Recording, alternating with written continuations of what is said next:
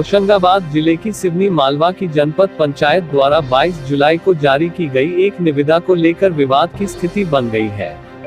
इस निविदा में जनपद पंचायत में निर्माण सामग्री सहित मशीनरी के लिए टेंडर आमंत्रित किए हैं। यह सारी चीजें सिवनी मालवा जनपद पंचायत के अंतर्गत आने वाली 95 ग्राम पंचायतों में होने वाले कार्यों में उपयोग आएंगी। जनपद पंचायत द्वारा जारी की गई इस निविदा को लेकर सिवनी मालवा में बिल्डिंग मटेरियल सप्लायर्स विरोध में आ खड़े हुए हैं। उन्होंने आरोप लगाया कि इस प्रकार की व्यवस्था करने का मतलब जनपद पंचायत द्वारा किसी एक व्यक्ति या किसी एक फर्म को लाभ पहुंचाना नजर आ रहा है। एक तरफ तो कोविड-19 बीमारी के चलते व्यापारियों की स्थिति काफी दयनीय है, परिवार का पालन पोषण करना मुश्किल है, तो वहीं स्टाफ के लिए भी समस्या बनी हुई है। ऐसे में जनपद पंचायत द्वारा सभी 95 पंचायतों के लिए सामग्री और मशीनरी का टेंडर किसी एक व्यक्ति को देना पूरी तरह गलत है। सिवनी मालवा जनपद पंचायत लगभग 80 किलोमीटर क्षेत्र में फैली हुई है, जिसके अंतर्गत 97 पंचायतें आती हैं। ऐसे में किसी एक व्यक्ति या फर्म को काम देना काम की गति और गुणवत्ता दोनों को प्रभावित कर सकता है।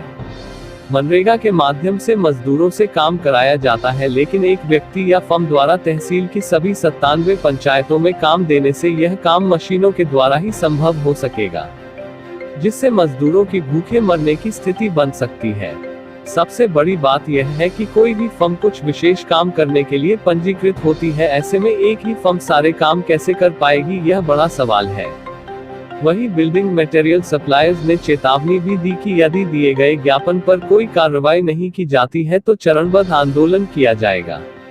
लेके आप लोग ज्ञापन देने आए हैं। श्रीमान मुख्य कार्यपालन अधिकारी सिवनी मालवा जनपद पंचायत ने एक प्रेस विज्ञप्ति निकाली, एक नोटिस निकाला है, जिसमें सुई से लेके हवाई जहाज तक, मतलब एवरी बड़ी हर चीज़ एक ही व्यापारी से कोटेशन आमंत्रित करें, जिसमें पोकलैंड मशीन से लेके मिट्टी से लेके चूना से लेके पेंट से लेके फैब्रिकेशन का काम हो, चाहे स्टील का काम हो, चाहे रोड रोलर हो, सारा का सारा मटेरियल एक से ही मांगा है। इसमें हमारा ये कहना है कि पहली बात तो एक फर्म या एक व्यक्ति को इंगित करके ध्यान में रखकर उन्होंने ये कोटेशन निकाला, उसको लाभ पहुंचाने के उद्देश्य से ये कोटेशन निकाला है। दूसरा हमारा ये कहना है कि 80 किलोमीटर की रेडियस में पूरा सिवनी मालवा तहसील फैली हुई है, 97 पंचायतों को एक फर्म या एक व्यक्ति मेंटेन नहीं कर पाएगा। इससे काम की गुणवत्ता भी प्रभावित होगी और इससे काम की गति भी प्रभावित होगी।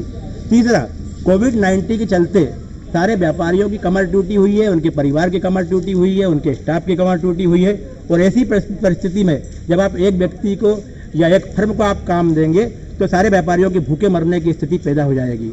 तो इन परिस्थितियों में हम सीओ साहब के इस प्रेस विज्ञप्ति का, इस कोटेशन का हम विरोध करते हैं। हम ये चाहते हैं, और सिवनी मालवा के अतिरिक्त पूरे मध्य प्रदेश में, पूरे होशंगाबाद जिले में ऐसा कोई आदेश जारी नहीं किया गया है कि एक व्यक्ति या एक फर्म मटेरियल को सप्लाई करेगी।